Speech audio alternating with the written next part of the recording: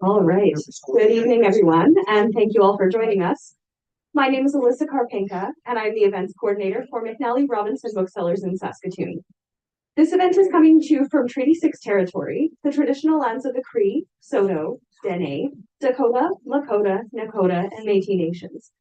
Just to note that this event is being live streamed, so please be aware of the webcam to your right.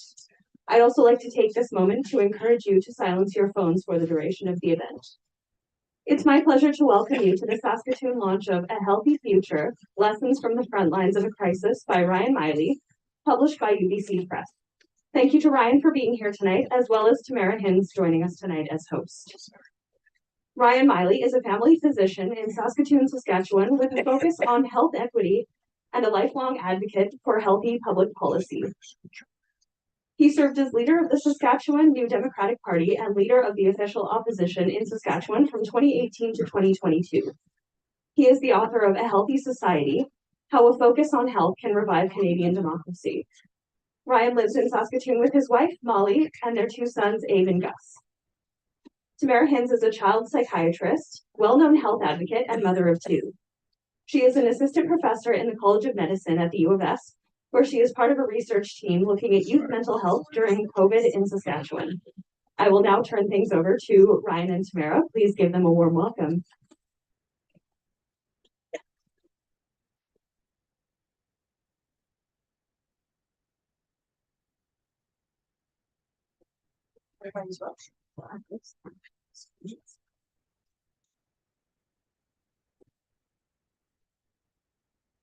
Well, good evening, everyone. Thanks very much for joining.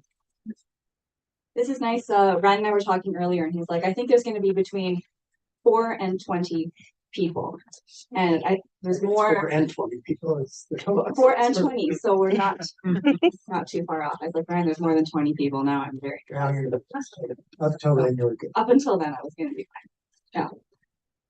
So we're just going to have a conversation. This is how I've been doing a bit of touring this book. I've had an event here in Saskatoon, Regina, some in Ontario, and BC. This is sort of the last event on the tour. And this is how I like to do it, is just have a conversation with somebody that I find more interesting than myself, and who has their own ideas and questions that they bring to the conversation. And that's why I asked Tamara, because I think she's so impressive. For those of you, I don't know if anyone's on Twitter anymore. I'm trying to get off of Twitter. It's this whole thing. But Tamara is an amazing advocate online and in person, and child psychiatrist who's done so much for the kids of Saskatoon. So really honored that she was willing to engage in this conversation with me. And I'll turn it over to you to ask questions and tell stories and take us where you think we should go. Yeah, thanks, Ryan. I was honored to read the book, and when you read the book, it's interesting. First of all, I think it's just so hugely important to document and really archive Saskatchewan's unique experience in the pandemic. In national coverage, BC and Alberta and Ontario, they take up a lot of oxygen, and it's always a thrill when you're reading something on paper in black and white in Saskatchewan, and, Royal University Hospital, and these things that are part of our everyday are sort of captured and documented, and I think that's really important. And one thing that I felt when I was reading the book is this weird ping-ponging experience where, and I think this is probably relatable to people, that the recollections or our experiences of the pandemic at the same time feel like yesterday and feel like a lifetime ago. And so I was reading things that sometimes felt too painful or raw because it felt so recent. And then other things where I was like, wow, that really took me back. I can't believe that happened, or I can't believe that things went down that way. So that was a a neat experience to do. And people talk about, you talk about long COVID or when people had COVID and you had that experience of brain fog. I don't know if others had that experience, if they did wind up catching COVID. I know I remember feeling when we were sick with it, kind of cloudy for a while. I think the whole society has sort of time fog around the experience of COVID, where it seems so fresh and so intense, and then also far away, and that makes sense. Something that wasn't a pleasant experience, you don't want to think about it all the time. You don't want to spend all of your time there, and it can be really understandable to say, "Can we just talk about something else? Can we move on?" That said, I think this was a really big experience, and a lot happened in this province and around the world, but in Saskatchewan, we had a particularly bad run of it. If we just say, okay, we're good, let's not talk about it anymore, we really miss the opportunity to learn from that difficult experience. Yeah, and that's as a psychiatrist, of course, I'm going to go there. That I think when we're talking about trauma, this was really like a shared trauma. There's this feeling of helplessness that clinically I often feel, and there's two things that I think we can do to process trauma in healthy ways, and I think the book sort of accomplishes that. One is just simply bearing witness to what has happened, and then the other is finding meaning in it, not in a way of oh, there must be a silver lining behind every cloud kind of Pollyanna-ish way, but this happened, and what lessons are there to be learned? And that's truly like the essence of the book is how I felt. It's like therapy. I did, as we sat down this afternoon and started preparing for this, I did ask myself if I just signed up to be analyzed in public, which is, a little intimidating. But really that's what this book was for me, was walking through what happened. And when you get a chance to look at the book, you'll see it's arranged in waves. Wave 1, 2, 3, 4, and 5, and then the next wave. Where are we going next? What can we learn from this experience? And I found that really helpful to just go timeline through it and try to understand the events, and then at the same time process the feelings and the ideas and the understandings that should come out of those events. So for me, and I think for all of us, I don't think anybody's mental health went untouched during COVID, and certainly didn't for me.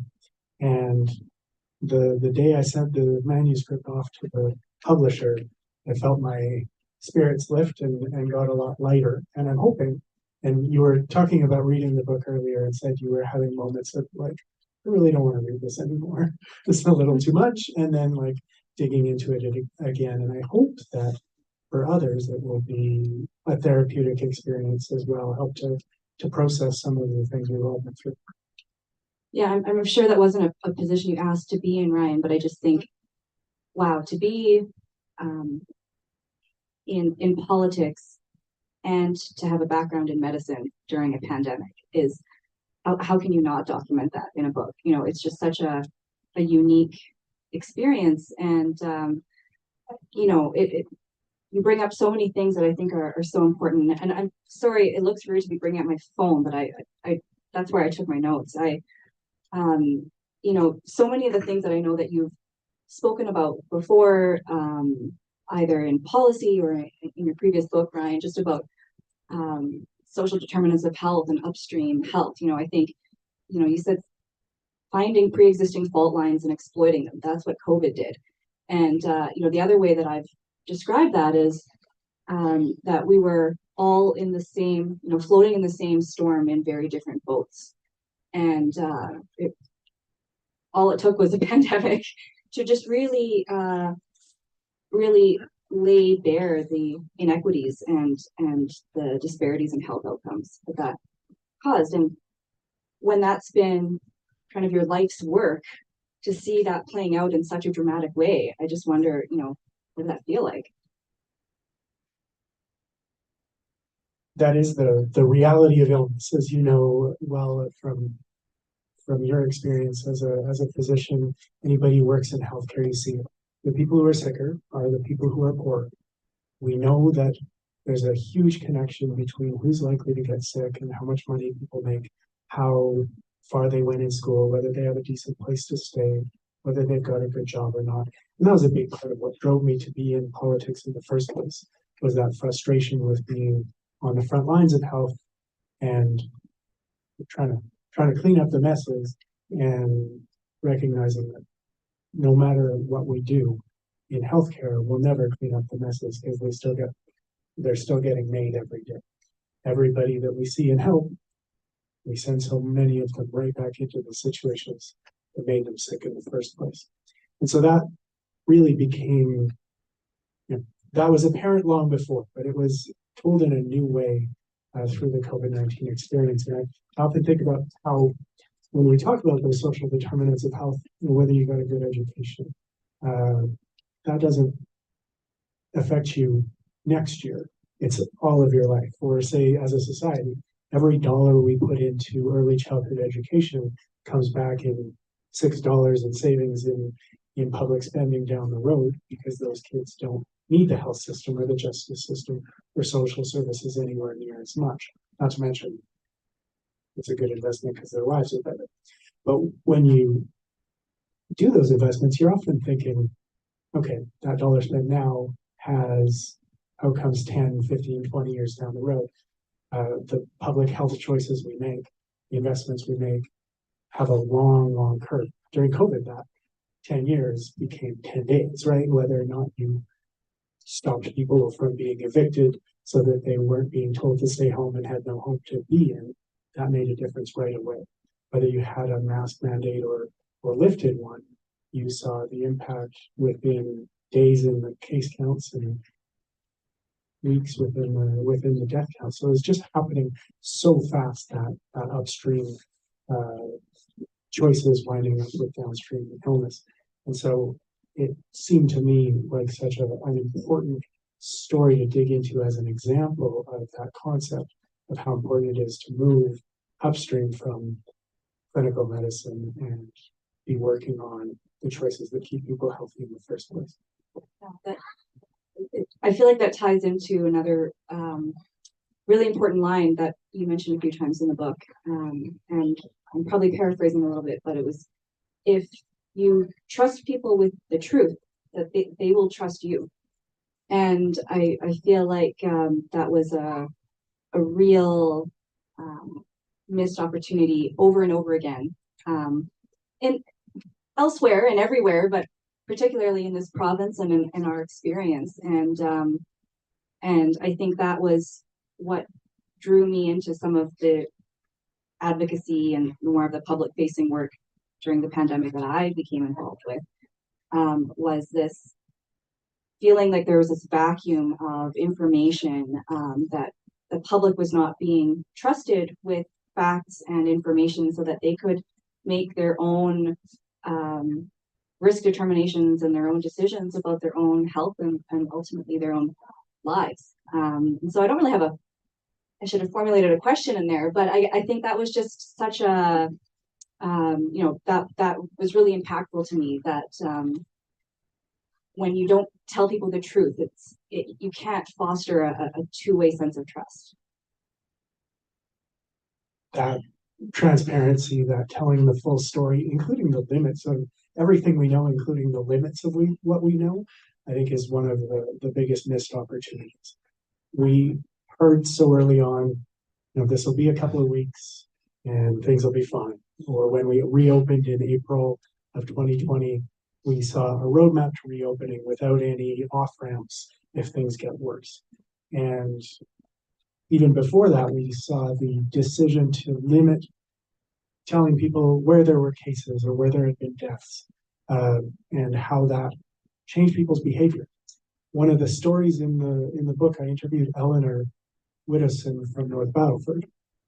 Her sister, Alice Grove, was the first person to die of COVID in Saskatchewan.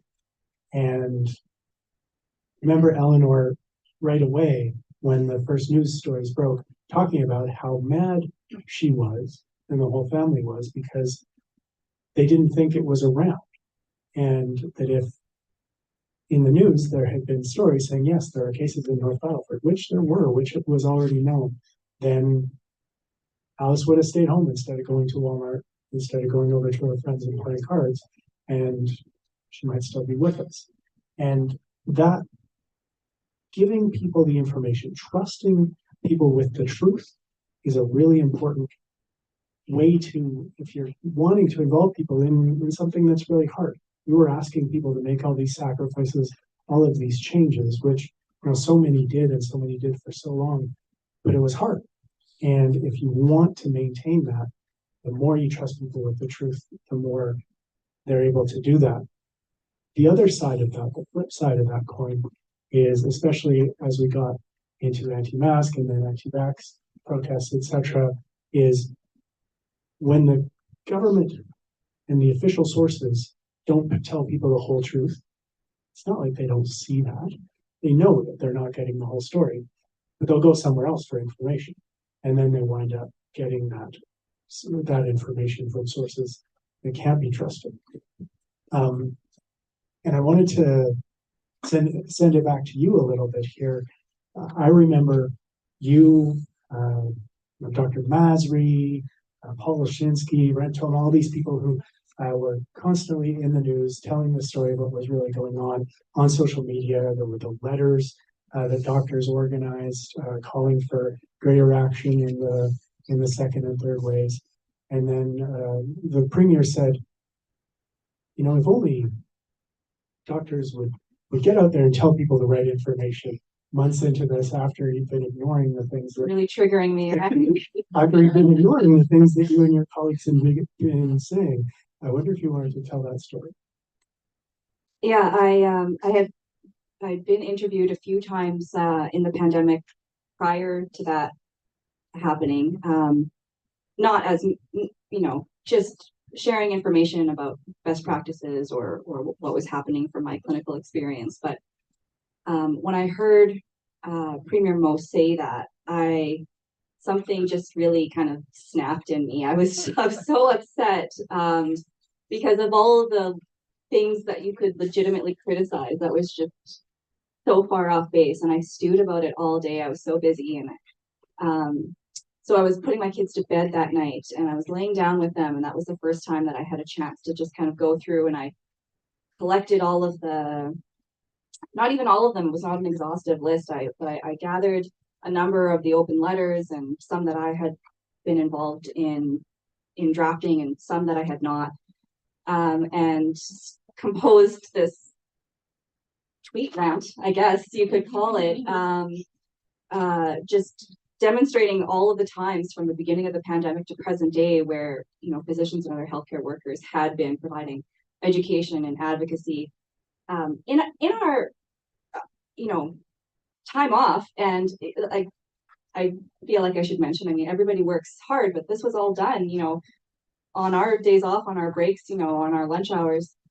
And I think as I recall, I sort of posted the thread and then I went to sleep, and it kind of blew up the next day. And so that was the first time that I had spoken to the media where I was like sort of part of the story, which was a bit of an uncomfortable and strange position to be in. But I didn't regret that. I was really glad to be a small part in setting that record straight, because I think one of those silver linings was really, I think, healthcare workers found their voice during the pandemic, and that advocacy, we're taught in med school.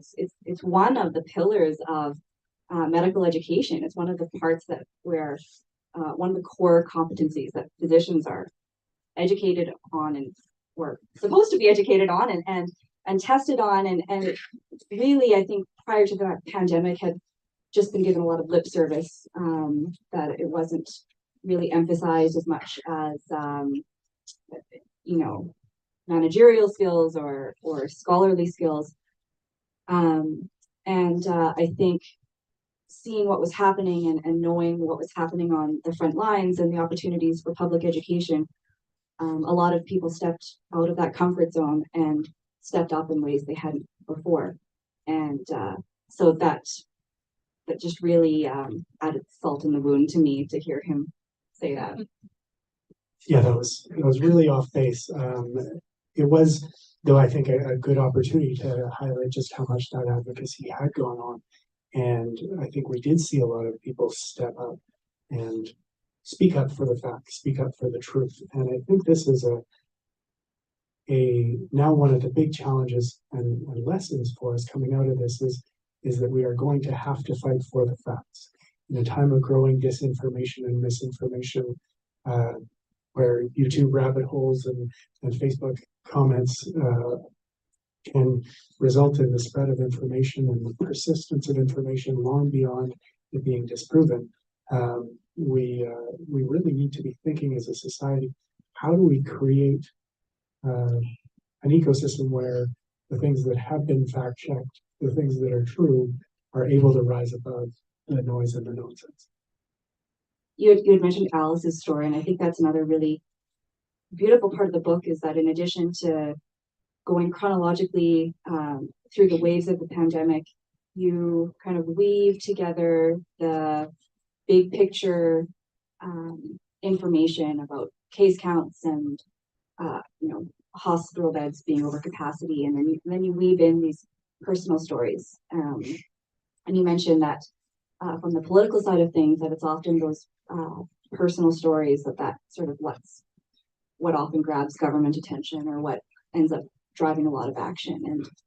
And I mean, all the stories you chose are really impactful, but the one that really sticks with me is the story of Matthew Cardinal. And I think part of that is because he was really active on Twitter as well. I don't know if anyone else followed him, but he was a young man, lives in Regina, and almost died of COVID. Probably picked it up at his restaurant job. And I think that was really impactful because, first of all, it was really against the narrative that we had been fed by the government in terms of, it's only the elderly, it's only the immunocompromised, as if those people aren't also very important. But here was a young, healthy man who was fighting for his life. I think a lot of people could see themselves in Maddie. And then somebody who was young and kind of social media savvy and almost live blogging his experience from hospital online. And so that was a really poignant part of the story and the pandemic for me. Yeah, I remember when Matthew, the story broke, his mom talked to the media and said, here's this 30-some-year-old guy, I think he was 34 at the time, in the ICU in Regina at a time when the ICUs are overwhelmed. And yes, there's that assumption that this is only happening to older folks. And incredible ageism, as people try to say that made things okay and we shouldn't worry about it. But then Dr. Susan Shaw tweeted the story, and a day or two later, he commented, "Dr. Shaw, I'm alive," which was just, I remember getting emotional when I saw with like 7 exclamation marks afterwards. I think it was like a very enthusiastic, "I'm alive." And then quite randomly, when he got out, I ended up running into him in the park next to my apartment in Regina. I'd gone just for a walk. Very classic Saskatchewan Very story. Saskatchewan story. He was doing an interview with CTV, and then we sat and talked and sort of got to know each other. And when I went to write the book, I sat down with him and interviewed him. His whole experience of feeling exposed and not having access to vaccines and no protections at work and inability to demand safety and the low wage work that he was in, to getting sick, and then to the experience of long COVID that he was going through, and seeing this young man who up until that point just been a server and now is still working in the restaurant industry, but is also an advocate and involved in studies of long COVID and speaking up as a voice for health. It was both a shocking and sad story that he got that sick, but also pretty inspiring to see him take that experience and use it to try to help others. Yeah, going even younger, something else I really appreciated that you did during the pandemic, Ryan, and that you mentioned in the book is your focus on young people. And I say that both personally and professionally as a child psychiatrist. You did a press conference just for kids, which you mentioned in the book. I don't know if anybody saw that. It was very cool. You fielded questions about the pandemic from kids, and I think did a really good job answering them in truthful but sort of age and developmentally appropriate ways. And then you and I actually also joined forces to do a Facebook Live for a back to school event where parents could hop on and ask us questions about their fears and their questions that they had about kind of going back to school after prolonged closures. And so I want to sort of express my appreciation for not forgetting that kids also went through the pandemic and were really affected by it. And in ways that we probably don't fully understand yet. And there were legitimate things that were hard for kids, that initial anxiety, the missing out on school. Some of the things that we were worried about ended up being less of an issue, thankfully. That's kind of there's all kinds of studies and things we could go into on the exact impact on kids. But I think it was really important to me, especially my biggest memories, among my biggest memories of that early time, the March 2020, is biking to my office with Abe, and he's doing Zoom school and I'm doing Zoom press conferences, and we're sort of in this deserted downtown. And so watching what he was experiencing and thinking, this is happening to a lot of kids and a lot of families right now. People are trying to figure out what this is about. How can we reach out and speak to them? And then throughout the pandemic, just seeing how often the cares and needs of kids and the risk to kids was sort of brushed aside or seen as too inconvenient to deal with, that it was really important for us to raise that. And I know we've got a special guest, Matt Love, as the MLA for Eastview, is a teacher and also critic for education. I know he's done a lot of work through this, trying to talk about how to support classrooms, teachers, and kids through these difficult times.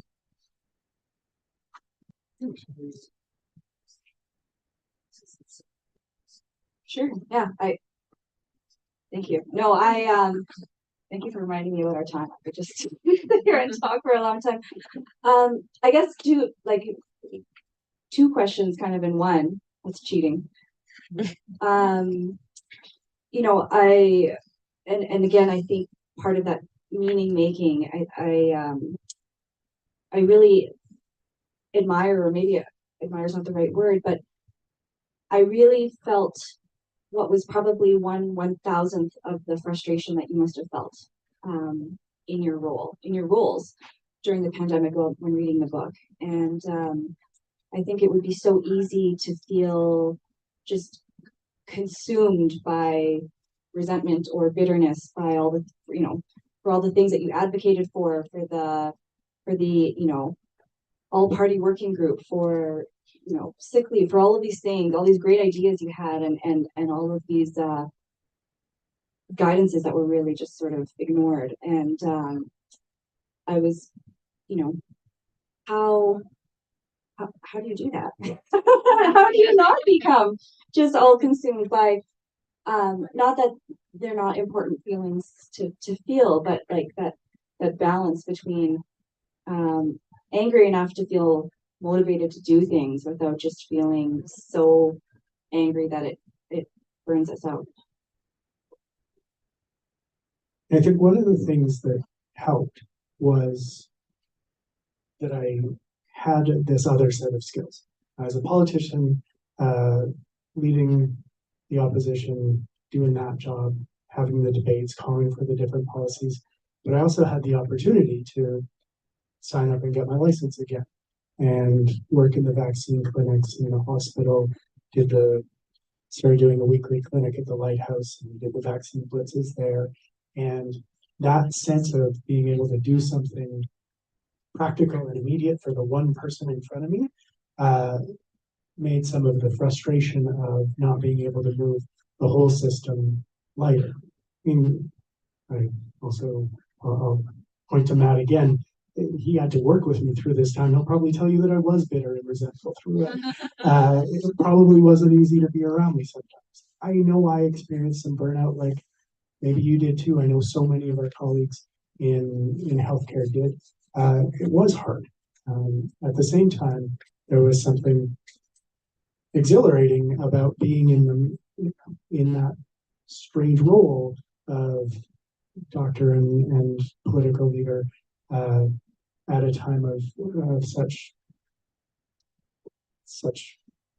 I keep wanting to use a word from your profession, but don't want to. It's such insanity, such madness. But it was a wild and difficult and intense time.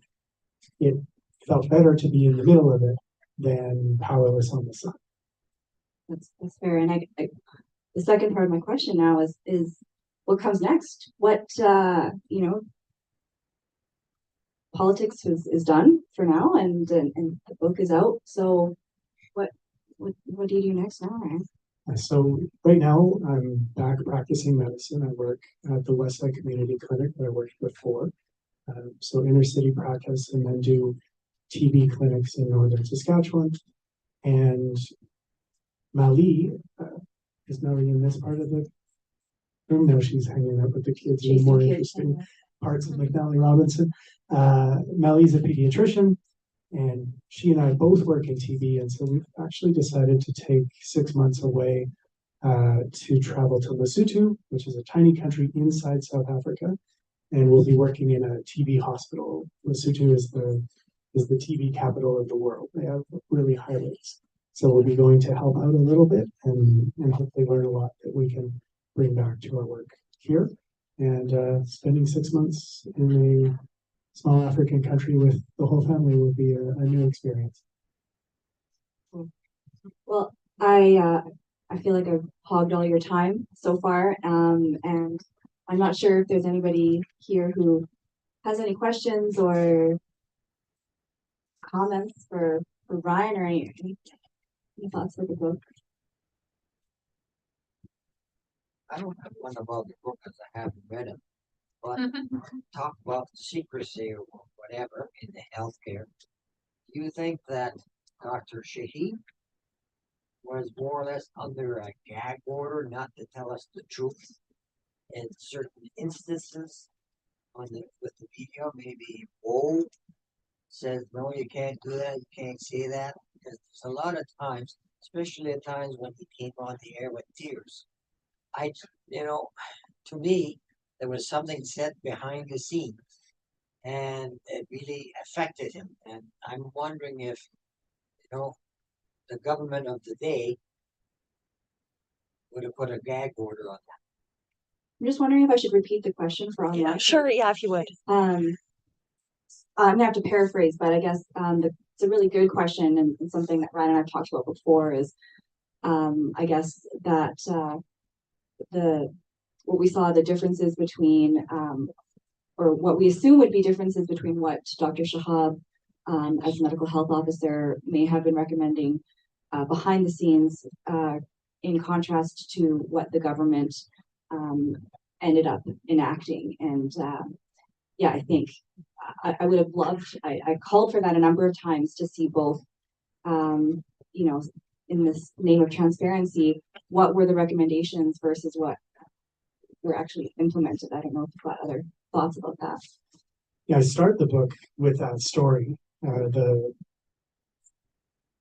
most informative 20 seconds of the entire pandemic were 20 seconds of silence as Dr. Shahab tried to regain his composure and fight back the tears.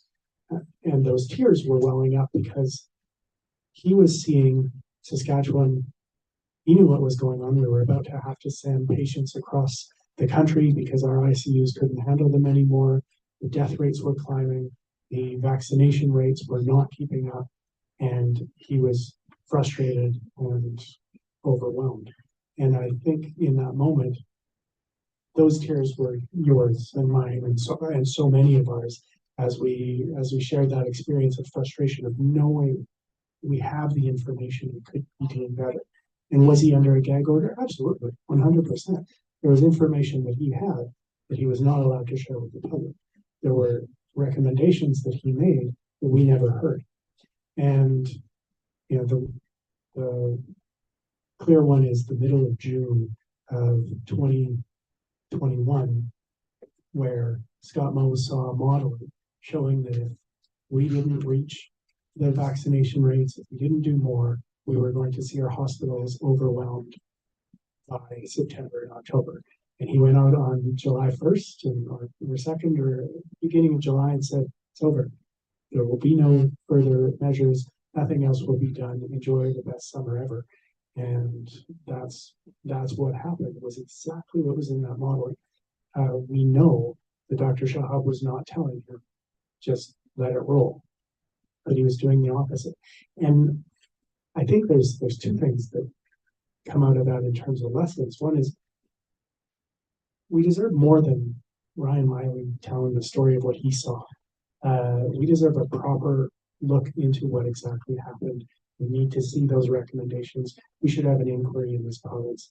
And unfortunately, this government is unwilling to have that conversation. And I think we need to see greater independence for those medical officers of health to be able to speak to us directly, to be able to tell us all the facts without government getting in the way and saying no. And if you look at the legislation across the country, Saskatchewan actually has the least independence for that medical health officer. And that's something that would make a huge difference if they were able to, like those medical health officers in other places. I think Bonnie Henry, for example, in BC was an example of someone who had more latitude to be able to come out and say, here's what's going on. We're going to work with the politicians to try to have the best response instead of having to check with the politicians first before you told the truth to the public. I wrote that down actually in the book, because I thought it was just such a poignant line. Said, what if instead of a dramatic farewell handshake, the premier had shown people the modeling of what was to come?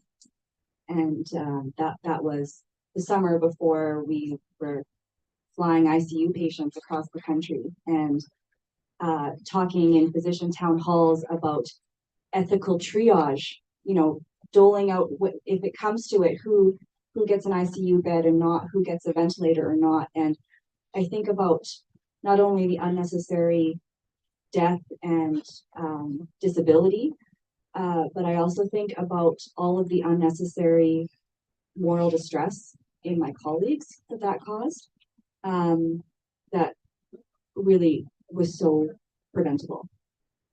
It's frustrating. I have a question, and it relates to the fact that we called it COVID-19 rather than SARS. Having known what happened in Toronto in terms of the situation there when there was the first SARS, did that make a difference? Because and give sort of the platform for minimizing the effect, because it was called a different name rather than the covariant 2 for SARS. I knew this was going to be a really smart audience. All the questions are so good. So a question about naming novel viruses and SARS, or severe acute respiratory syndrome, versus COVID-19, and would that have made a difference in terms of how serious people treated the virus? Yeah, so the virus itself is called SARS-CoV-2, but the illness that it causes is COVID-19. It's a good question. I hadn't actually thought about it. I don't have an intelligent answer. But it's definitely something to think about. Were there choices? I feel less inclined towards that because it wasn't necessarily the people who were trying to downplay this that were coming up with the name of the illness. It was I think there were mistakes made by the WHO, et cetera, but they weren't necessarily trying to bury this the way that, say, governments here and governments of particular stripes wanted to not take action on it. So it might have had an effect in the perception. I doubt there was intention. So. I was wondering if there was who died from this illness. What I'm getting at is one of the biggest problems facing us right now is insulin resistance. Insulin resistance is, some people think it's causing the hospitalization of 75% of people, and children as young as 3 are now known to have type 2 diabetes. And I got the impression that many of the people who died, I have no statistics to this, were people that were possibly diabetic or pre-diabetic. Do we have any data on that? Do you understand what I'm saying? A question about Well, I remember the first patient that I'm a physician and have been for 59 3/4 years, but there a patient from down at Regina passed away, and they were a diabetic, an elderly diabetic that undoubtedly had 20 years of insulin resistance. And apparently these people are more susceptible to severe illness. And in fact, I was just a little disappointed in looking at your book that you never mentioned anything about that, but I'm kind of a little bit maybe overdoing insulin a bit, but anyway, I think you're going to hear a lot about this, and I just was wondering, is there any information on who the people were that got real sick and died? so a question on diabetes and insulin Well, not resistance. just mean diabetes. That's one of the problems. Most people, there's hyperinsulinemia, which is afflicting about 50% of adults at least. And we don't do insulin levels on patients. In fact, I've been starting to do it, and I'm expecting to hear that we can't be doing this. But insulin is a tremendous enemy to us in excess. And it's epidemic. In fact, it's a much bigger epidemic than COVID. And it's very treatable by lifestyle changes. And I just wanted to know whether there's any. I mean, I've heard bits and pieces that a lot of the people who passed away were people that were either diabetic or pre-diabetic. Insulin resistance as a risk factor for severe illness or death. It's a risk factor for 8 different diseases, and the latest, it's a high risk factor for a condition that you probably have heard of. It's called Alzheimer's disease, and another called cancer. And then heart disease, stroke, and heart attack, a few things like that. So I think that it sounds like you've done a lot more research on this than I Well, have. COVID was good to me. I couldn't do anything else except couldn't do study. anything else except study. Yeah. But it's certainly these are questions that are worth exploring. I think what we did see was that, especially early on, the folks that were most affected by the wild type were the folks with comorbidities, the older folks as well. Diabetes was one of those comorbidities. I don't know about the hyperinsulinemia question. It's a valid one to explore. I would suggest you buy. There's a book they're selling here. It's called "Why We Get Sick" by a guy from Brigham Young University. That's for you people. Hope you sell lots of books. It's all on insulin resistance. Plugging books, I think, is welcome with McNally Robertson. But it was also interesting how then those risk factors changed as we went along. We started to see more young people. The virus itself changed as well. We saw a lot of the folks who were at risk were willing to step up and get vaccinated. And there was that initial time in Saskatchewan, which I remember every day the government getting up and saying, we're first in the country, we're doing so great. And it's true. And one of the things that I think it's easy to focus on the things that went wrong. There were plenty, but there were things that were done really right. And I think about the effort of the SHA and folks like Dr. Takaya, who rolled out the vaccine plan here in Saskatoon. It was incredible how we went and just the existence of the vaccine, right? We went from a novel virus that nobody'd seen before, raging across the world, to not one, but multiple effective, safe vaccines within a year. Imagine the story we'd be telling right now if mRNA vaccines hadn't come around, if we hadn't been able to respond. And then that incredible effort to get them out there to people. But then how sad it was to see us go from this time where we were celebrating the word first to plummeting to last and getting sucked into the anti-vax mentality and the way that this government pandered to some of that misinformation. It was a really disappointing shift. And I think a sad comment that was what they saw as politically advantageous. There's a really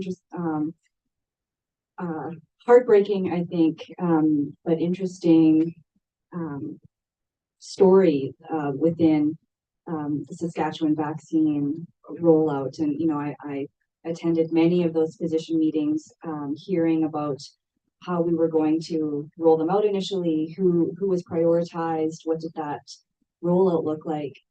And one huge group that we knew was at greatest risk or huge risk was people living in congregate living settings. So any type of group living situation. And prisons or jails is a huge one, right? And I thought it was just a juxtaposition of where our evidence and best practices butted up against government policy and decision making, that we knew that people in these group living settings were at such high risk. And then what did the government do? They authorized vaccines for prison guards, but not the actual prisoners. And they overrode the SHA's recommendations that initially included folks in corrections among that list, and saw it as a political wedge to be able to say, oh no, we're not going to give this to prisoners, which is gross. Those are human beings in an extra dangerous situation, often with added comorbidities themselves. Both in and of itself, also terrible public health, because you get an outbreak raging in there, it doesn't stay in there. But it wasn't about public health at that point, it was about politics. Maybe I think we're getting close to the time that McNally has allotted us here. Is there any other question in the crowd? Sure. Yeah, well, I have a couple of questions or remarks. Like, one thing I noticed right away, especially early on, was that there were some countries that seemed to be doing incredibly well. Vietnam was one, and there was an Oxford team there. It's not just propaganda. I think they had 35 people for a long time. Then it finally, and Cuba as well did quite well. It seemed that there was a sort of proactive involvement. It's a test of a society, and people were going knocking on doors and checking on people in Cuba. Or you had all these people in different little uniforms. They were set their police in Vietnam. No, there were neighborhood committees, all sorts of organizations. And it was just amazing to me. And then also, I've lived in Europe part of my life. And one of the things I keep running into is the fragmentation and near chaos of our health system between provinces. And also, there's so much in every province, different things are private and different things are public. Is there any hope for a coherent response if something like this comes up? Because it would be a lack of one in Canada. And I think our health system is number 31 or number 35, and we look better than the States, but that's all we see. And yeah, people fight heroic. We have a nephew who he's a trauma nurse, who just become a trauma nurse, and he had 14 patients to look after one night. He's supposed to have a maximum of 4. So questions there about the difference between countries and the success of some countries versus others, as well as the fragmentation of the healthcare system. And I think those tie together. One is, often when we think about the COVID response in around the world, you think, what was the response in Vietnam? What was the response in Sweden or the UK? But when you think about the Canadian response, it's hard to say that, because we didn't have a Canadian response. We had a Saskatchewan response and a BC and a Maritimes one, the Atlantic bubble, that did so much better than we did out here. And that, I think, speaks to, again, that second point around the fragmentation of our healthcare system. We don't have a healthcare system. We have 13 provincial and territorial systems. We have First Nations health system. We have military health system. All of these differences and often disparities in the quality, accessibility of the care that we provide. And I think that we have this odd federation, and there are things that should be done at the provincial level, and there are things that we should be fine to fight for us to decide as a province. But I think we also should be saying there's some national standards and there's some national expectations, and that no matter where you live, you should be able to trust that when you're sick, you'll get care. You should be able to trust that when there's a pandemic raging across the world, that you'll be as safe as somebody who lives in the same country as you do, at the very least.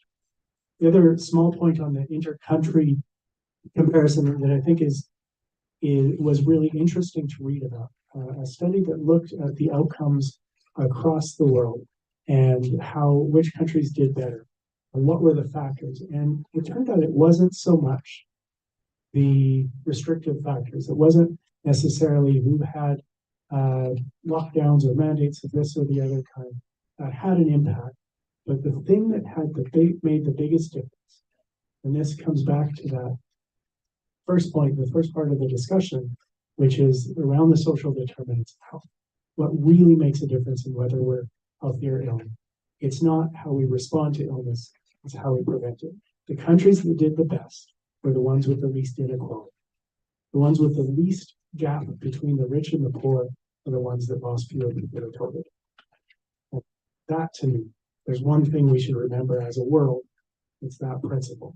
When we take care of each other, not just when we're sick, but all the time, then we all do better. Our health improves greatly.